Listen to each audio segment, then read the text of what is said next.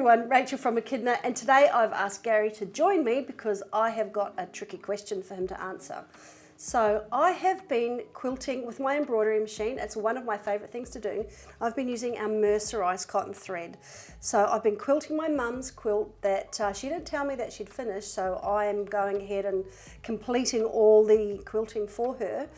And I chose to use our mercerised thread on the top and bottom.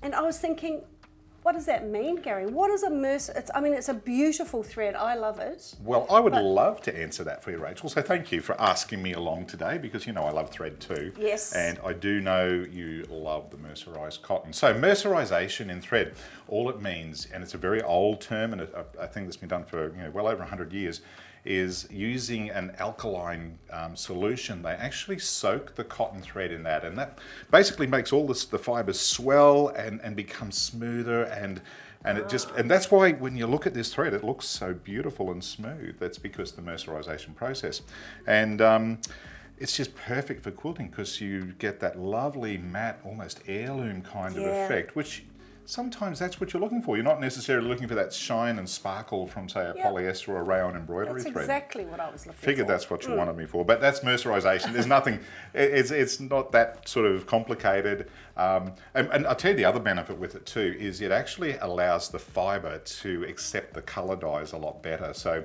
it ultimately gives you a better product than, say, a standard cotton thread, which is a bit hairy. Yep. And sometimes not that tidy. Because we've got about 20 colours and I'm trying to get through them, of lots of different quilting projects. Obviously, this one is our candlework quilt that is stitched in that beautiful... It is lovely, isn't it? Pale lavender. And it's just so, I don't know, calming. Yeah. It just doesn't jump out at you like sometimes things can be a bit garish, right? Yep. So, and what about this too? So those are our crochet designs off the Stellaire.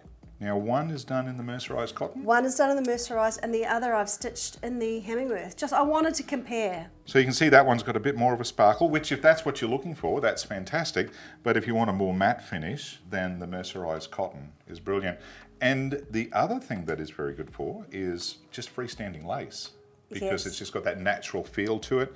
And if you wash out all the stabiliser, it gives you a really lovely soft hand that just sits beautifully. Yeah. So the key is wind your bobbins. Yes. Even for me quilting with my embroidery machine, I have put my mercerised thread in the bottom and the top, and just use a thread stand and stitch away. It's great. And just your normal embroidery needle. You don't need anything special. I just used a normal embroidery needle. It was fantastic.